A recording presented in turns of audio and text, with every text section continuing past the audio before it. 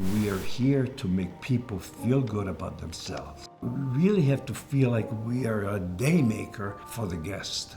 You've made my day. How great is that when you hear those words from your guest? Welcome to the DayMakers Podcast. I'm your host, David Dolce. I'm back with my co-host, Larry Foster. And we have the privilege today of interviewing one of our favorites, Sam, one of our aesthetic teachers at Tricoci University. Hello. Hello. How you doing today? Fabulous. Well, thank you for being here. So glad to be here. Good. So let's start out with telling us about your journey with aesthetics and like what inspired you to want to become a licensed esthetician. Oh, that's such a long journey. So long ago. So thankfully I wear retinol. It's fine. So long story short, I started my journey about 15 years ago. So I've been involved in the beauty industry since I was very, very little, had family members that were in it. I was surrounded by it. I tried doing the good old college try, and I started realizing that my setting was not as colorful as I wanted it to be. Mm-hmm. So I started going into the field of really just looking into what the options were. I've always been a makeup kid. I've always been surrounded by like the 80s-esque pictures that you would see in salons and spas. And I was always like, that's my Tuesday morning makeup. That's what I want to wear. Yes. And then from there, I started Googling makeup schools and there was nothing within my reach. And then I ended up finding an aesthetic school near me. And I was like, well, what's aesthetics? So when I joined aesthetics, I was in love with it. I was more fascinated with the science behind it. So I was more Bill Nye meets Miss Frizzle in a moment. So right. So from there, I ended up just finding my way in and I fully engulfed behind the chemistry of it. And I've never looked back. That's cool. And that's really shaped your career because I know your career a little bit. Yeah. What got you into education?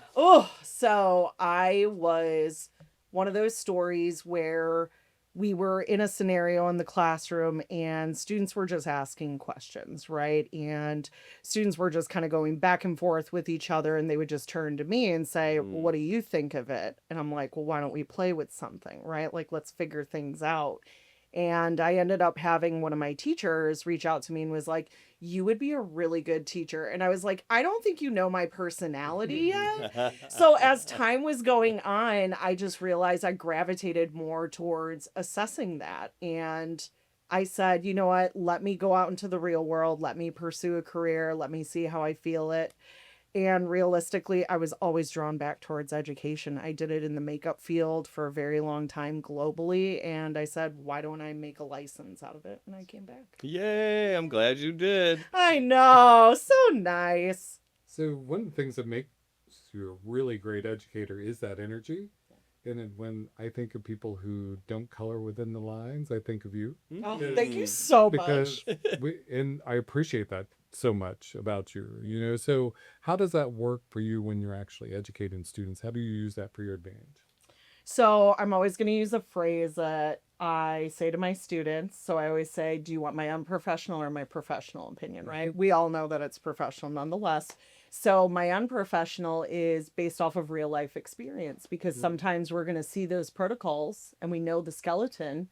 So how are we implementing it in the real world? For example, you might have someone that doesn't want one product line. They might want to mix and play and see what works well with each other. And really, again, just bringing back the Miss Frizzle and the, side of that, the experimental side, and really just seeing you really got to play with it. You really just got to try. So when students are like, I don't know what to do, I say, why aren't you just trying it 7 different ways? Right. No one's going to knock you if you fail. You're just learning from it. So. Right. And I think that's the piece that students don't get all the time is that the failure is okay. Yeah. Right. No, we really want you to fail because sometimes that is the way you're going to learn. Yes.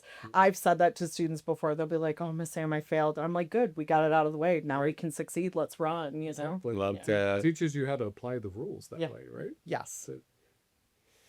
It does. So you've been with us for a while, right? Here at Tricoci University. Yeah. So what made you pick Tricoci to work for and what keeps you here with us? So funny enough, this was at the time I applied to here, which was in 2020. So before that, I worked for other schools, right? And I always say this as a joke because my mom was like, oh, she's a teacher. Kind of just like pushed it to the side. You know, she was proud, but she wasn't like promoting. And then I had been reached out by another educator that I had worked with before, and she was like, I think you would really love an opportunity. There are perks. One, there's so many things that you can learn, but also you can meet familiar faces, pointing at herself. And I was like, oh, where is that? And she was like, Tricoci University. And I was like, oh, that's so funny.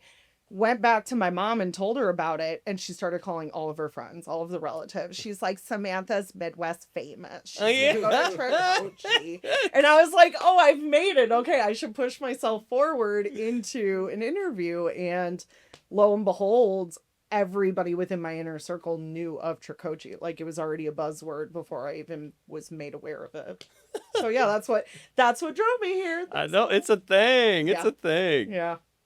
So I'm excited because you actually have a new position. Yeah. Congratulations. Student Success Advisor, which I'm looking forward to how you actually merge what you've done in the classroom, because you're so amazing at it, for motivating the students and getting them on track to being able to do that school-wide at your campus. So I'm looking forward to that.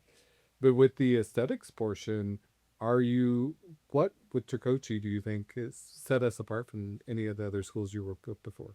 The brands, honestly, the brands and the level of education. Even when I was in school, many, many moons ago, and we were looking into additional training, we were learning just the fundamentals at that time. And I've heard all across the board, people have horror stories of always saying that they had a bad experience in their trade school. And I'm like, did you actually look into what was available to you? And something that really stood out with me here for the aesthetics program is there's more to add to it than just the fundamentals. Like the fact that I've talked to other students from other schools and they'll say, oh, you learn lash extensions? I'm like, yeah. And they're like, how much do you have to pay? I'm like, it's built in the curriculum, but you have an option to buy a kit.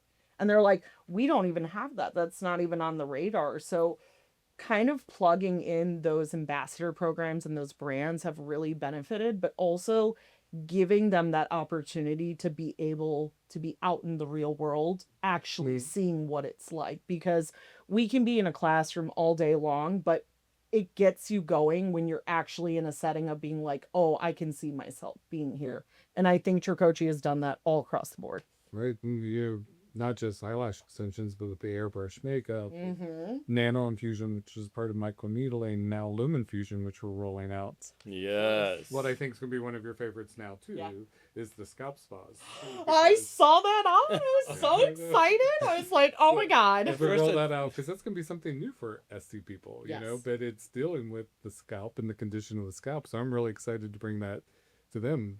How do you think your students are going to receive that? Oh, they're going to love it. Even right now, students are always searching. And this goes all across the board yet again, but students are always searching the new trends. And that is something that has been on the radar for the scalp spa specifically for almost 2 years, or like, when can we do this? I'm like, I don't know. It's a gray area right now because you're technically working with skin, but there's hair, and really now seeing it be more incorporated specifically in the state that we're in. It's wonderful. They love it. They're going to be so excited. Love that. It's really cool. It is. At first, when I saw the machine, I was like, is that the cotton candy machine? Okay. And then I passed it by a second time. I'm like, oh, that's the head is it a spa. Yeah. Head spa. Okay.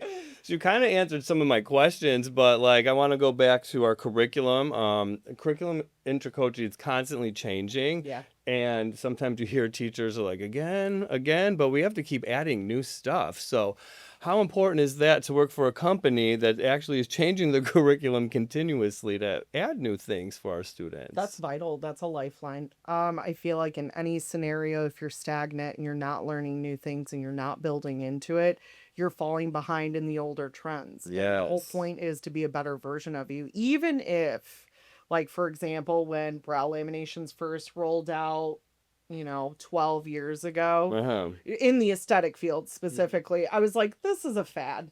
It'll pass. And it's literally one of the top 3 services that we see now in the beauty industry. People love low maintenance, but high quality services, right? So if I would have stuck and been like, oh, I don't like it, I'm not into it, you still should have some type of understanding into it, because just because you don't like it, it's not your cup of tea, it's going to be somebody else's shot of espresso. And they're going to be like, I live on this, I breathe on this. So if you don't know it, you're literally doing your own career a disservice. That is so true. It's about knowing everything. That's what I tell my everything. students. I want, like, even in cosmetology. Oh, I'm going to go, this is myself. I'm like, I'm going to be a colorist when I graduate, because I don't know how to cut nobody's hair when I went to beauty school. And then fast forward my career, and not only am I teaching people to do haircuts, but I worked in a barbershop for 8 years of that career too as well. So Absolutely. learn it all. That's right, because you never know which way that trajectory is going to take you, right? Right. So we have to be prepared all the way out, and we want our students to be.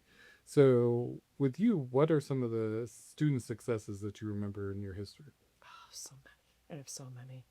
So with a few of mine, one in particular that I'll talk about was, I noticed a student that I had, she would sit around, everybody would go to lunch, and she would stay in the classroom. So for the first few weeks, I was like, oh, she's diligent. And then for the next few weeks, I was like, no, she's not leaving. So I sat with her, and, you know, she came to me at one point, and she did everything phenomenal. Like, everything she touched was gold. And she came to me one time, and she was like, I think I have to withdraw. And I was like, well, why? What drove you to this point? Because you're doing so well. You're so close to the finish line. I think it was like 2 months out. She was like, I have to be honest, I've been living out of my car. She was like, I had to get out of a really horrible situation.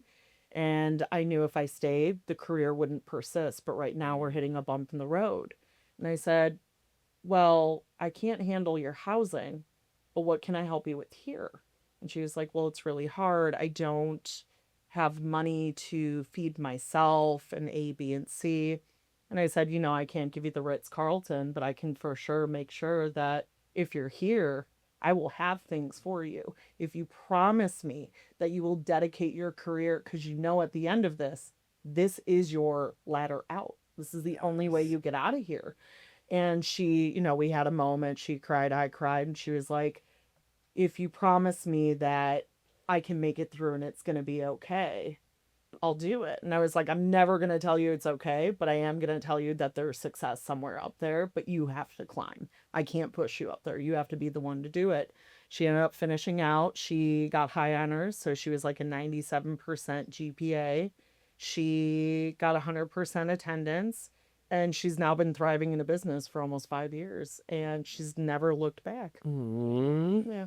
You know, those success stories are things that really kind of fill our cup all the way around. Yeah. And, you know, our students do need someone to be their motivator, their day maker as well. So thank you for doing it. Yeah.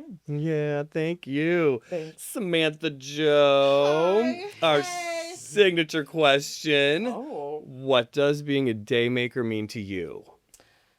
I think it sets the tone for every step you make.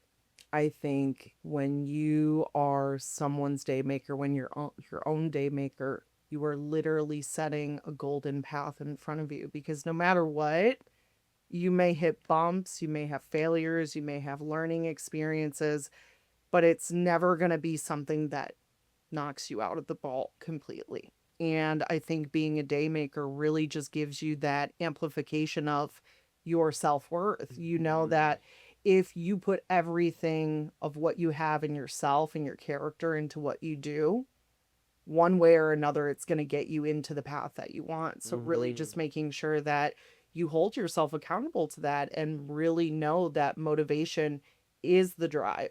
No one will ever be as motivated as someone who can't eat, right? And it's like, Yeah. you can say, oh, I can't eat, but you can also be like, no, I can't eat. I have to find a way. I have to make sure that I push myself as well. So really having that hustle mentality and really having that positive reflect is the golden goose. That's absolutely gorgeous. Well put.